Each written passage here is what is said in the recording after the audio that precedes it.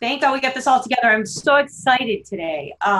So this is episode 6 of Wonder Women in Business podcast. I am thrilled to have Rachel Braun-Charles on with me today. With both of our busy schedules, it's a miracle we made it.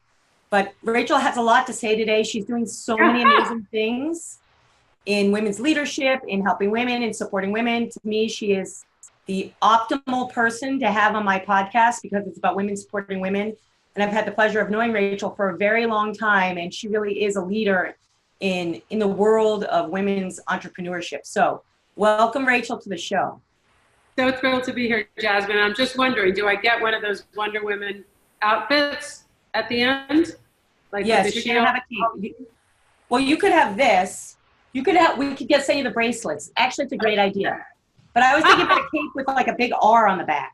I would totally love that. I'm sure it would come in handy in a lot of business settings.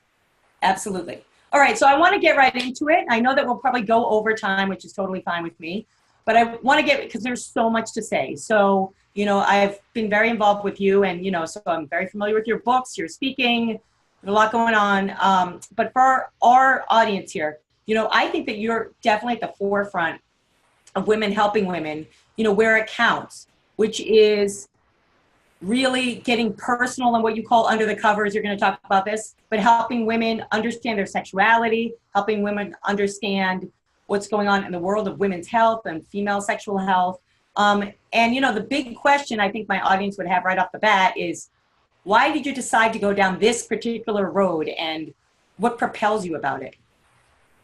The propelling part is very easy. How I got here is a little bit more circuitous. So I've spent my career building brands and businesses, both for myself and other people, Fortune 500 companies, and working on women's businesses or businesses that affect women's lives, essentially from the tops of their heads to the tips of their toes. And about 11 years ago, just serendipitously, a venture capitalist gave me a business plan and said, this isn't for us, but do you and Mary, my longtime business partner, do you guys want to take a look at this? Long story short, Mary and I in 2008 wound up raising quite a lot of venture capital, and we bought an asset, which was ultimately a product that improved arousal, desire, and satisfaction for women of all ages and all life stages. So that's when I became a vagipreneur.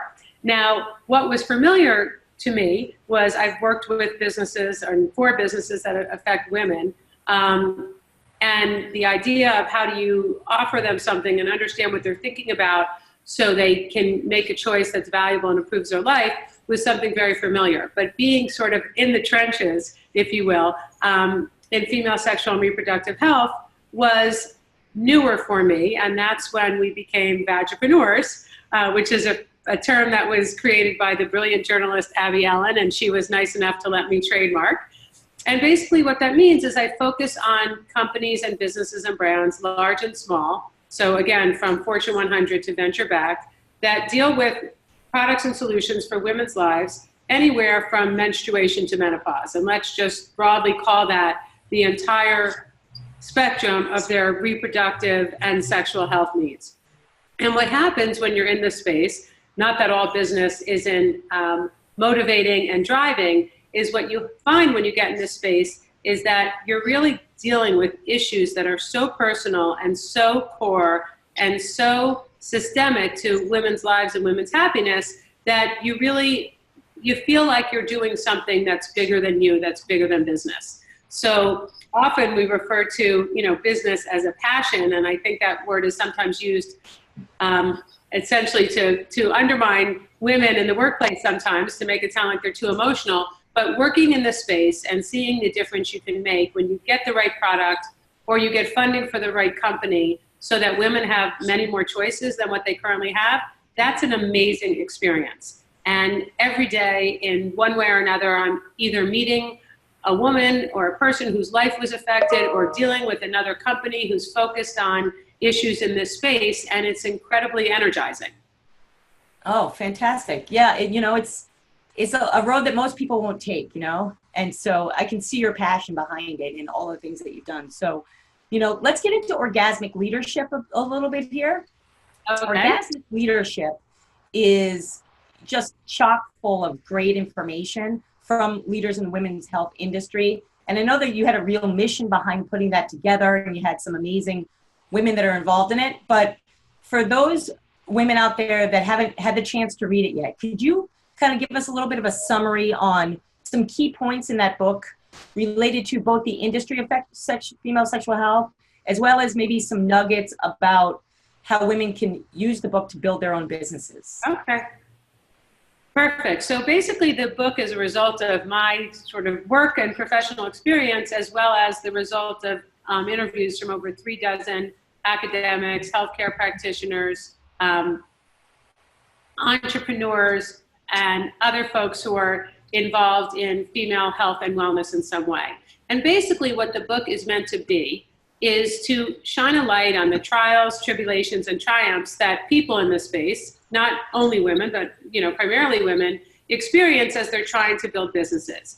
And the focus, the business focus is, well, I look at it from the lens of people in these businesses and in this space.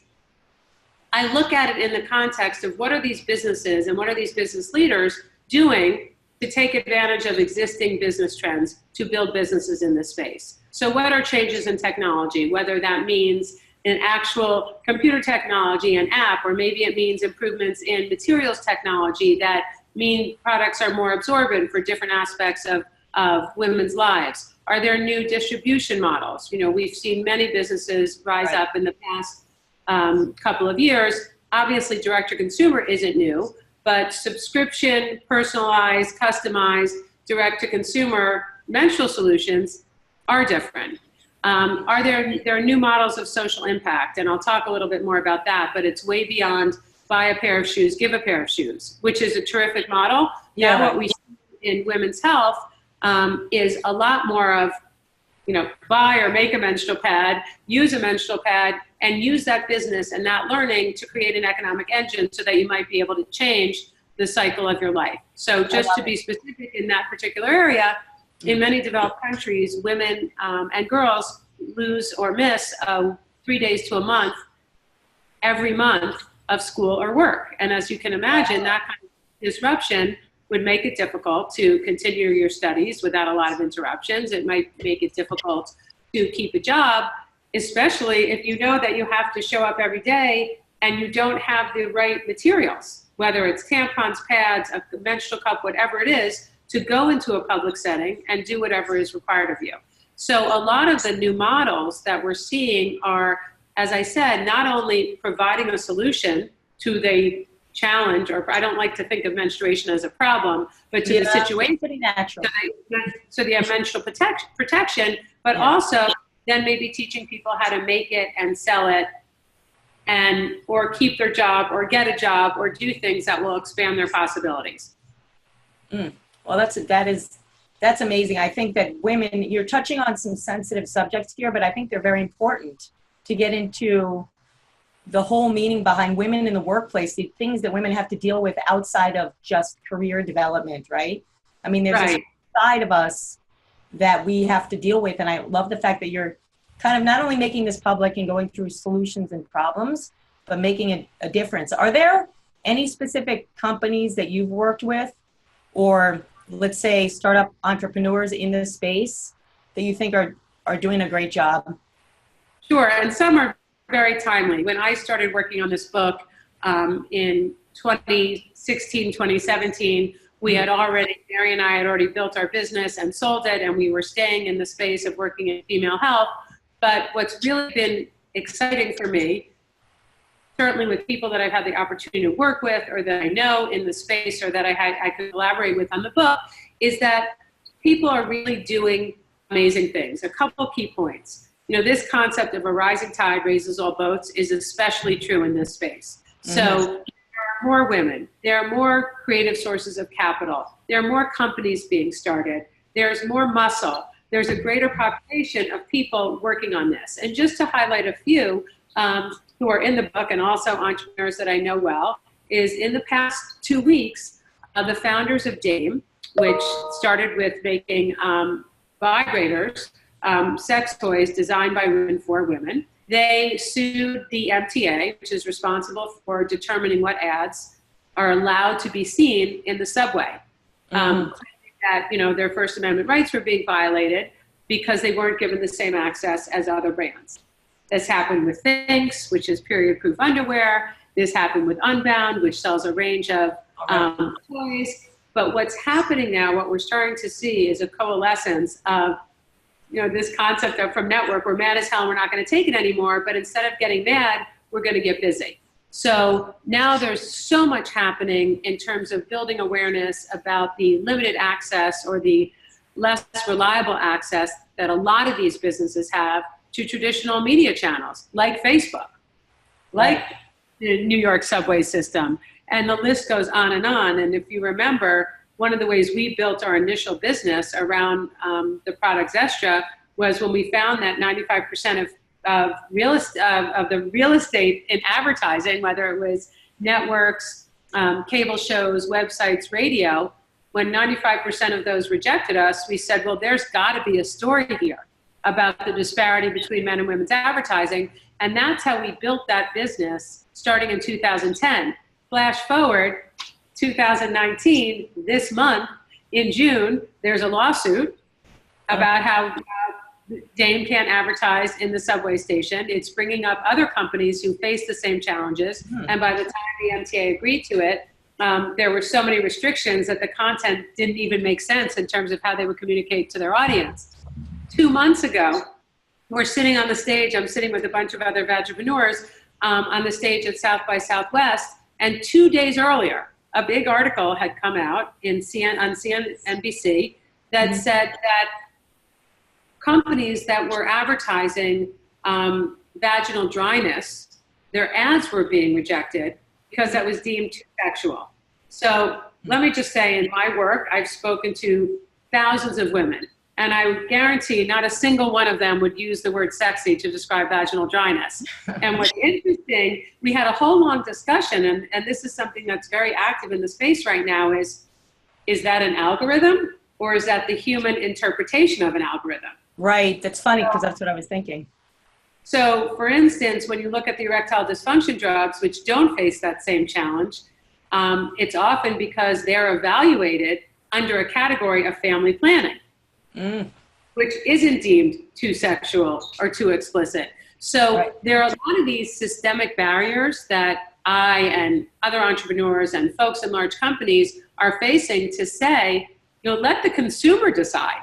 Let them decide if they want to buy this product or if they want to learn about this service or they want more information about their health. Why should sort of the powers that be, whoever they are, decide what messages could even get across?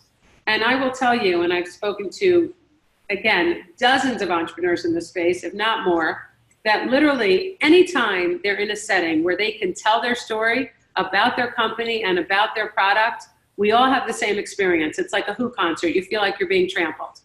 Literally, when you have an environment and a platform that allows you to talk about this, it's amazing. And the other thing that's very timely is Jackie Rotman, who's this amazing person in the space, just published an op-ed this week in the New York Times.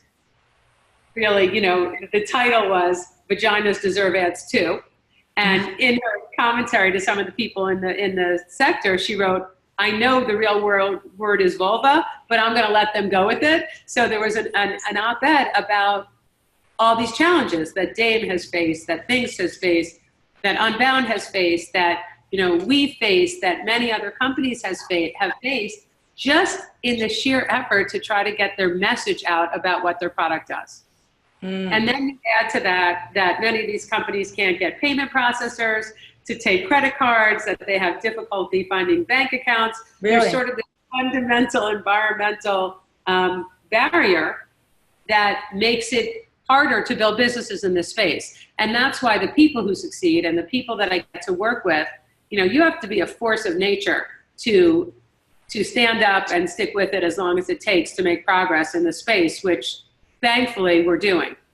Yeah, absolutely. So, but it sounds to me like a lot of what you're saying has to do with awareness in a sense, because you're talking about systems and you're talking about people's perceptions and you're talking about making change, really. So what do you think that women can do, even if they're not in the industry? Like I'm not in your industry, or my audience, a lot of these women are not in your industry. But what do you think that they can do, like to raise their voice to help drive awareness, or like you said, let the consumers speak? What have you seen? So a couple things. I mean, you could aggressively look for these products and find them. They're out there, you know, and you can buy them. On the sort of advocacy side, there are a number of movements that are really being pushed forward by advocates and people in regulatory positions and focusing on legislation. Take, for instance, the tampon tax. That's a hashtag that's meant to broadly describe the fact that, you know, in general, there are products in certain categories, when they're sold for men and women, the men's products are significantly less than the women's products. With tampons specifically, there's sales tax on tampons in many states, you know, more than 30 states. And there's a big effort right now going state by state with lobbying to say, you know what, how does this have a sales tax if erectile dysfunction pills don't have a sales tax? How do you justify the disparity? And so one of the ways that people can get involved is identify where these issues are happening and, you know, sort of join the movement, whether it's a hashtag or whether it's writing to your senator or congressperson. Right, there are ways it affects going. Yeah, the other way in my mind is what I call, I didn't coin the phrase, but conscious capitalism. Look for the products you want, buy them, review them, share them, talk about them so that other people are aware that there are solutions. There's no magic here. I mean, if we are able to create the same kind of word of mouth and online ambassadorship that we've seen in other categories, then we're off to the races. Excuse me. That's okay. Have some water. So a couple questions that come to mind as you were speaking. One is about, you know, your background obviously is heavy in big pharma, and you're now in a space, well, you're probably on a bridge between big pharma and female, am I right? Female health startups? Absolutely. Yeah, it crosses a lot of boundaries, and I'll let you finish. Right, no. So you're crossing boundaries. So I can see how you are so important to support, but no, really, to leverage your expertise on the pharma side for the startup community, right? I get that side, but I'm wondering how do you see the reverse happening in terms of, are there changes being made at big pharma right now in the women's health space because of the obviously changes in technology like femtech, for example? Like, how quick are they to make changes at some companies? Like, I know that you did the, you know, obviously South by Southwest with P&G, which was great. So, you know, what are they doing, or what are companies like them doing to be more innovative and faster, agile, I guess? Yeah. So to talk about the intersections, one of the places that I play a lot is I basically partner large companies, whether they're consumer products, pharmaceutical, or they're all under the same umbrella, with the startups that I see and get exposed to every day. So in terms of what some companies are doing, lots of the large companies now have corporate venture capital, and it is hard to ignore the value of this space. So whenever we should start, you know, roll the camera back a little bit, but really start with, let's say you don't care at all about female health, and that's fine. These are huge problems that need to be solved that have enormous economic opportunity. So 43% of women have sexual concerns and difficulties at some point in their lives. That's 40% more than the men who suffer from ED. So if you just look at the numbers, 50% of pregnancies every year in the US, close to 50% are unwanted or mistimed. A third of women never experience orgasm.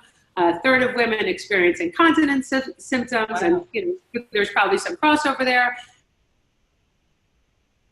Yeah. Fewer than 25 require sex ed, and those that do, some subset don't even require it to be factually or scientifically accurate. So these are enormous problems. So if you're looking for white space as a pharmaceutical company or a Fortune 500 large company, you can't avoid these numbers. What companies like Procter specifically are doing is they're taking a harder look at particular aspects of women's lives. So they just launched this brand called Pepper and Wits, which is focused on menopausal women. Pepper and Wits. It's in test markets right now. But so they're putting their money where their mouth is. They're creating a line of products to help women who are experiencing menopause. They have startup incubators. And I think because money talks more than anything else, they recently acquired a company called This Is Elle, which is one of these newer vaginal entrepreneurial ventures, which has taken a different approach to how they talk about menstruation, how they develop their products, how they provide their products, and how they distribute that. That means something when a company with the scale and scope and heft of Procter says this is an area that I'm interested in. But in terms of the back and forth, I'm often at that intersection because the large companies are looking for a new perspective and a new way and a place to grow. So I'm often asked to find, can you find me startups in female health? Can you find me startups in particular subset of female health? And I'm able to create those partnerships. Because what's happened over the past few years, again, is the business opportunity has become so huge and the voices have become so much louder and the number of opportunities have become so much greater that if you're looking for growth, you know, and you're in anything related to this space, it's difficult to avoid this, no matter how uncomfortable you are. So I think that the size of the prize is starting to break through so that people are willing to spend time and money looking for and investing in these companies. Okay, good. Well, that's good news. I mean, of course, the menopausal market, there's nowhere you can go, ladies, right, where you don't see ads on that or new companies or new products. Every time you go into a health food store, you see something. So but I on think the other hand, every time you speak to women in that age group, they say, where do I go? I don't have any information. Absolutely. So there has to be some way to connect that. Most of my audience is in that age group, that 40 plus, let's say, you know, young woman, but these things happen. So, well, when you start thinking about it from perimenopause, it could be a long haul. And now, finally, there's starting to be enough of a volume of information that people can find it and they can find products. And it's great to have places where you can talk about it and learn about it and find better solutions. One of the things that is so cool, to use a very scientific and technical term, that's so cool about this space is that historically companies have looked at women as users of products. So what I mean by that is, you're a menstruating woman, you need these kinds of products. You're a woman who's trying to get pregnant, you need these kinds of products. You're a woman who's trying to prevent sexually transmitted diseases or use birth control, you need these kind of products. But now companies are starting to look at her, the royal her, over the course of the complexity of what is her sexual and reproductive life. So take an example around incontinence. Obviously, after childbirth, many women experience incontinence and leaking. Now, the cause is obviously specifically related to the experience of being pregnant and carrying a baby. Similar, but for different causes, when women start to go through menopause and their estrogen level drops, they experience some of the same symptoms. So rather than saying, interesting, you're a pregnant woman, you're a menopausal woman, you're a woman who's struggling with incontinence. It doesn't much matter why, but it turns out some of the solutions that we can come up with are common regardless of cause. So looking at her as much more of a whole woman. And then the second huge trend that I'm so excited about, again, especially in that space, is looking at other benefits that you can offer.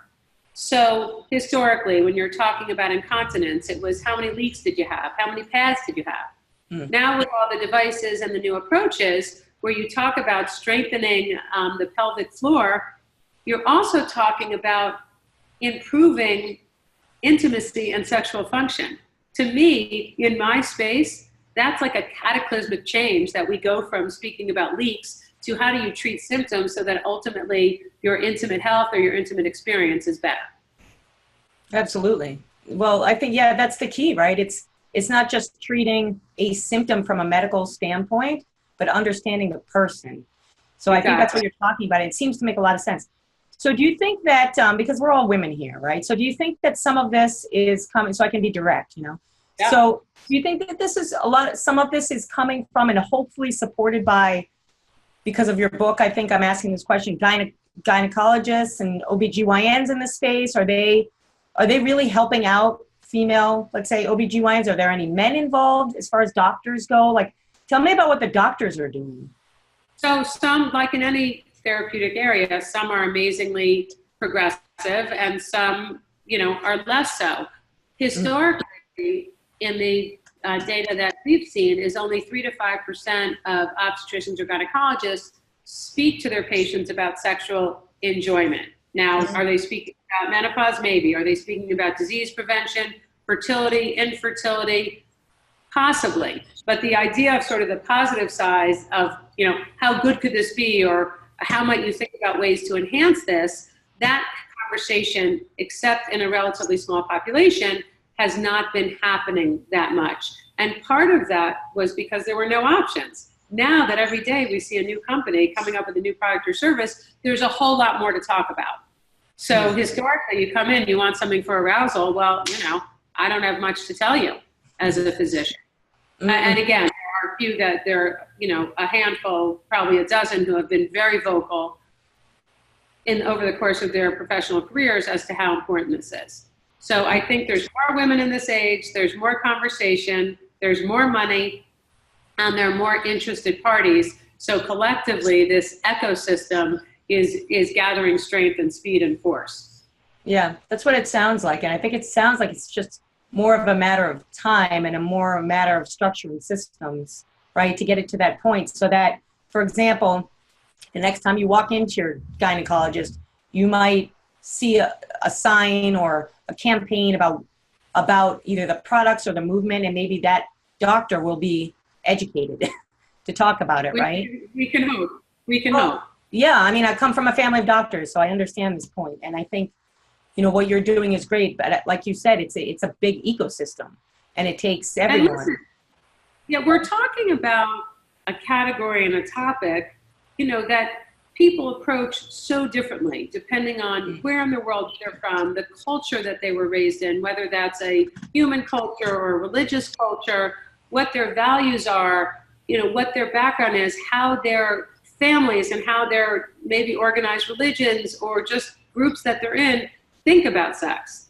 And one of the challenges that we have, and one of the reasons I'm so happy to be in the conversation, is that at least for the last 2 decades, the language of arousal, and to some extent sexuality in general, has been driven by the erectile dysfunctions of the world, Viagra, Cialis, Levitra, bigger, longer, stronger, 4-hour erections. And big surprise, it turns out that women don't actually talk about sex in general.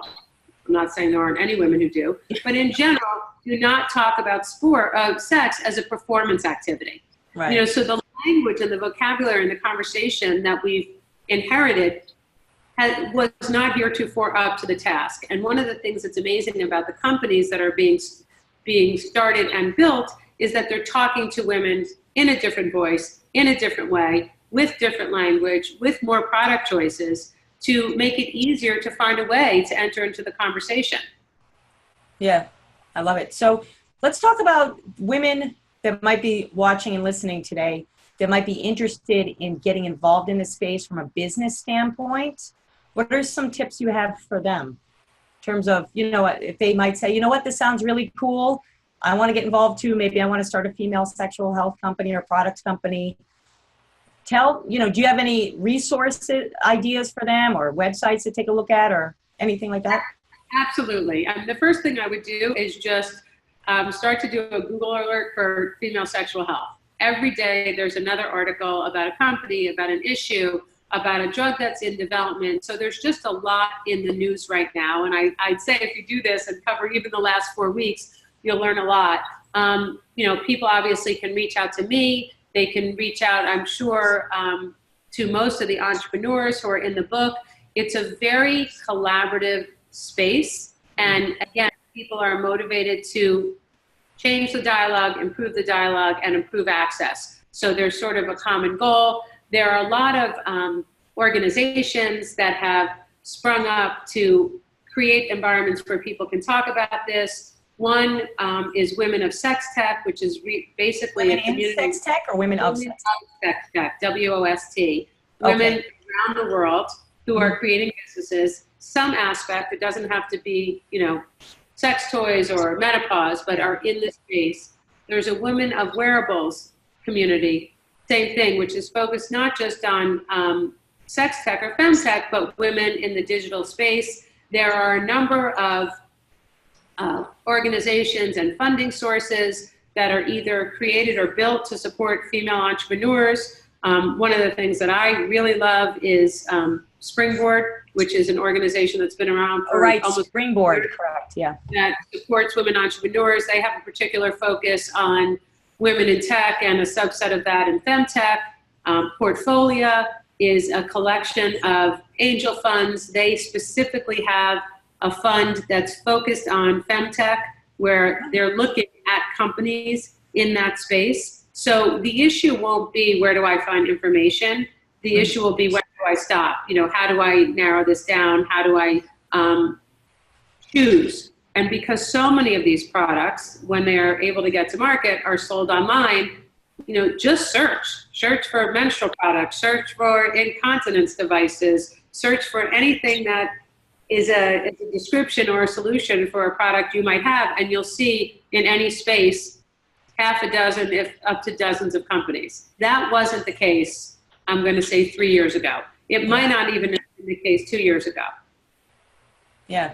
And so what about, you had said these are great resources. So if somebody just has like kind of a question, are you open to having them contact you? Absolutely. So anyone can contact me on all the social networks at RB Sherrill. If you look up Orgasmic Leadership or go to my website, Spark Solutions for Growth, you'll find me. And I love talking about this. I wake up some days and pinch myself that this is my job, that I get to talk about. You're doing what you love. So we'll send out all of your links to everyone afterwards. But there are a couple more questions that I have for you. I want to shift gears for a second and talk about what I call are your Rachel talks. So I know that you speak everywhere, and it's just amazing I have you on the podcast today. You are everywhere. You travel so much. You're having major impact. So talk a little bit about your general talks that you do at universities and conferences and what those look like and who they affect. Okay. So in broad strokes, I tend to talk about leadership, entrepreneurship, women in business, and then the space of female health. And really my focus is using this category or this marketplace as a lens is there are a lot of idiosyncratic challenges of being in the space. And so I use that to say, how do you overcome challenges in building a business, whether it's in sex tech or something else? How do you figure out what the conversation is? How do you identify your target? How do you get access to distribution channels? How do you get access to media channels? But again, helping people walk through the fundamentals of building a business, and it sees through the lens of a business that in my mind, having worked in hundreds of categories, is particularly unique and has its own set of challenges.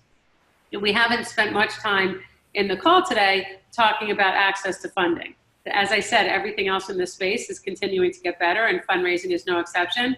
But in 2008, when I was raising money in Silicon Valley during the biggest recession we had seen in quite a long time, talking about vaginas, that helps you build a thick skin. The second is really, how do you lead? How do you talk about what it is you're trying to do? And to me, everything ultimately and what I focus on boils down to how do you present your message? How do you sell your story? So we've all seen the statistics about the small percentage of money, investment dollars that are controlled by women, the even smaller percentage that actually goes to women. So what does that mean? That means that when you go into a venture capital or any kind of institutional investor or to an angel or anyone you want to give money, you have to know your story. You have to know why your product or your service is going to solve a problem better, differently, in a unique way, and that, oh, by the way, people are going to pay for it. And that's really where the rub is. What I focus on from a sales perspective is it's one thing to sell your idea to get funding. It's another thing to create a business, which means that people are actually engaging in a transaction to buy your product and service. So I talk a lot about sales and what that means. And whether you think of yourself as a salesperson or not, if you're building a business, if you're an entrepreneur, you are a salesperson by definition. Well, absolutely. Best salesperson. The second piece I talk about, under the guise of leadership is really understanding how to negotiate. And that is way bigger than when am I going to get paid? What are my stock options? What's my bonus and my vacation schedule?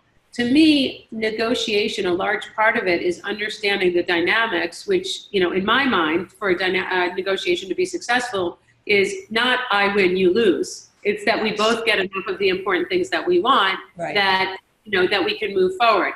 And, historically, women hate negotiating. Not all women, but that's sort of the headline that we get. And I like to think of it as an aerobic activity. I like to get in it and figure it out, and it's strategic and it's wargaming, and how do you figure out what you need and what they need so that you can ultimately get to the finish line. My dad had this great expression when he would talk to me about negotiating. He said, yeah, you can win a negotiation, but 50% of nothing is nothing. A third of something actually has some value if there's actually some money associated with it. So winning the negotiation isn't the only objective. It's a path on the way to the objective. And one of the other themes I talk about is networking for business growth. And I mean something very specific by that. Certainly in New York, you can go to an event, you can go to lunch, you can go to dinner, you can go to a breakfast every single day of the week. You can spend your time running from meeting to meeting, networking event to networking event.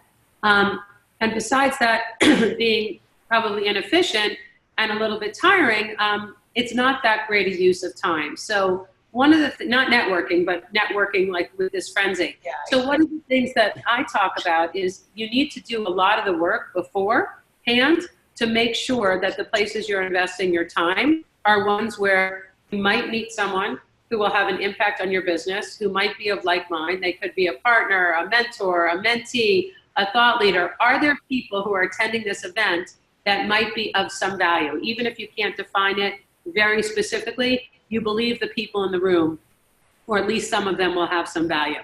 The second thing I do, and this is very particular to me, and I say this all the time and people laugh, when I go to a networking event, as soon as I meet one or two people with whom I think I will have a follow-up or another conversation, I leave. Yeah, me too. I ascertain some, obviously that's not the case if I've flown across the country, but if I'm local or that, that's just in New York City for one night, and I mean that very seriously. I might have had a half a sip of water and met someone interesting, and I leave at 5 after 7 if the event started at 7. And that, for me, is a way to network and avoid the burnout, knowing that, short and sweet, I'll get some value, and then I'll move on to my next activity. Right. And then the last category is, this stuff is hard.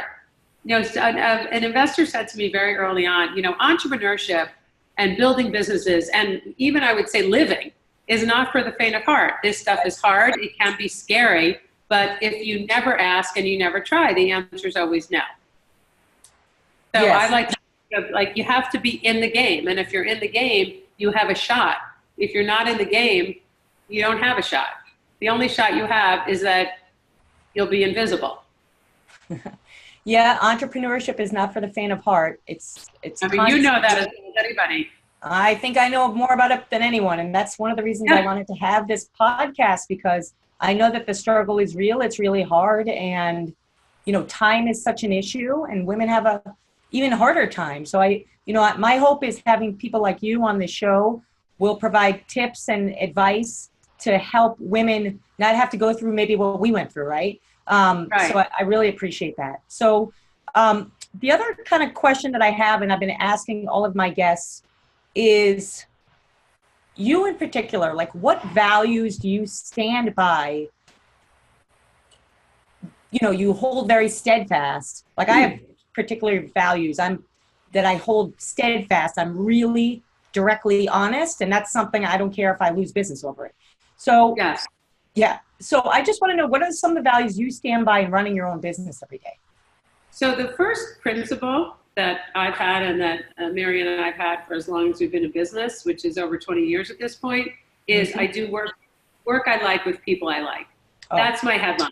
And when I say that, it doesn't mean I'm looking for best friends, although if that comes out of it, that's a nice benefit. But the idea is, am I working with people with whom I share some common values? So non-starters, lying, cheating, stealing, anyone I know. And that's not so cataclysmic. I think a lot of people would say that. But for me, if something's on the line, that's not for me. It's not the first day of my career. I'm in, decade 3 or 4. I don't want to work with people who are not direct and are not truthful. So that's number one. The second is I say what I mean and I mean what I say. And I think that also has to do with truthfulness. I don't like to be surprised, and I don't surprise. So if I have a problem, identify a problem, I'd like to bring it up with solutions. I might not have the optimal solution, but I don't want to just bring problems. And when I say that that's what I'm going to do, I do it. And when I have people who work with me or for me, I don't want to hear only about the problem. I want to hear about the problem in the context of a solution. Mm-hmm. And the last one for me, and this is sometimes controversial, but it has worked for me over time, is I tend to not want to work with or be seen as someone who's high emotional maintenance. You know, my job as a consultant, or when I'm giving a speech, or when I'm working with a company, my job is to help them be successful and make their job easier. What doesn't make their job easier is hearing about my logistics, understanding why this stuff is so hard. My job is to make them shine, and vice versa. When I'm working with someone, or I've hired a service agent, I want to figure out how we're getting to the business goal. So I really do like to always focus on what are we trying to achieve here, and what are the steps that we need to take. Yeah. And beyond that, underpinning all that are the, you know, the values and the fundamental ethics that I learned from my parents. Is you treat people with respect, you treat people the way you want to be treated. My dad used to always say, you know, you treat everyone with respect, not because that's the right thing to do, but it is, but it feels good. It makes other people feel good. And by the way, don't be so smug to think you might not meet them on the way up and the way down. It happens all the time. It happens all the time, where I was saying this to someone the other day, you know, don't burn a bridge that you don't want to burn, because, you know, 10 years down the road, and being smug, I love that you said that, because in today's world, it's easy to be smug. Everything is digital. I know I own a digital marketing agency. Yes. And people are just running around like crazy people trying to get things done. And, you know, there's this whole selfie thing. And so it's easy to be smug. But I feel that the business owners that stand out don't. They aren't. And they really do stand by the values that you were talking about, which is respect, which is being authentic, which is supporting others and looking to the long term. So I'm glad you brought that up. And I mean, I know that about you, but other people don't. So I think that's why we've enjoyed our collaborations when we've had them. Yeah. So just a couple kind of closing questions. One is, what specific events do you have coming up, or do you see in the future that, you know, my audience can attend or see you online, and where can they get a sample of the book? So I am happy to offer on my website a free download of the first chapter if they want to just get a glimpse and see if it's their style, or obviously they can buy it on Amazon, Barnes & Noble, iBooks. So it's anywhere a normal book would be. I don't sell in any bricks and mortar for a whole bunch of reasons, but so those are two ways. And in terms of what's coming up over the summer, I have quite a number of podcasts that I'm doing that are focused either on mission marketing or women being innovative or leadership styles. And that's all on my website on a calendar. So I do those probably, you know, every week at some point, and looking forward again to attending a bunch of conferences in the fall and next year, working with companies who are interested in this approach to leadership. Okay, great. So for those of you that don't know all of Rachel's amazing things online, so the book first is called Orgasmic Leadership, and she is offering a sample, first chapter, on her website, where you can read about her events and also read her art. We didn't even get into your Huffington Post stuff and all the great contributions that she does for the female sexual health industry. So the website is sparksolutionsforgrowth.com. We will be sending that out as well. So do you have any other closing, maybe one bit of advice for female entrepreneurs that are, you know, working hard to become Wonder Women? So this is always an easy one, because my dad gave me a lot of sort of the isms that are in my head. And so the one that I always say is no timeout, no substitution. And that comes from the classic movie Rollerball in 1976 with James Caan, where it was a sport. It was basically a violent roller derby where people, rode around on motorcycles with spikes, on skates, and the objective was to put this enormous, heavy silver ball into a bullseye that was more like skee ball. And it was very violent, and you played to the death, and it wasn't exactly a family film, but there was something about it that we found motivating. And before every match, the referee would lay out the rules, and he'd say no timeouts, no substitutions. And for that, in my family and in my life, that's translated into how do you show up? Like, you go in, you play hard, you play as long as you can. When you need to take a break, you take a break, and you come back the next day, the next week, the next minute, and give it your all again. So it has to do with an attitude of perseverance and hanging in there and continually being focused on the goal. Yeah, and that ties into what you were talking about. So no timeout, no substitutions. I love it. I live it. You live it. But it also ties into all the other things that you're talking about today, which was, really, if you want to play, you got to be in the game. You got to work hard. You have to provide respect for others and work with people that you like, and be smart about your time and making decisions. And I think those are really important tips for entrepreneurs. And I encourage anybody out there that is looking to get in the space of female sexual health and femtech to contact Rachel. She really is the leader in this space. She knows a hell of a lot about running a business too. But I think that you should. I think personally, getting to know you, Rachel, I've learned more about the space, and I'm more interested in being an advocate. I think that women need to do this, need to support what you're doing to make a change, like the no taxes. I've been saying that forever. Why do we have to pay taxes on something that is health driven, that happens every single month? So exactly. I think it's silly. So, I want to thank you so much for being on. I know you have a lot to say, and we probably should do another episode as this podcast, which is very new, matures into 2020. And, of course, I'll be inviting you to be a speaker at Brand U in 2020. So again, thank you. Well, thank you. And thank you for all the work you do to help not just women, but lots of people have a voice and figure out what they stand for and then communicate that message to the world. So thank you. Thank you. Okay. Bye. Bye.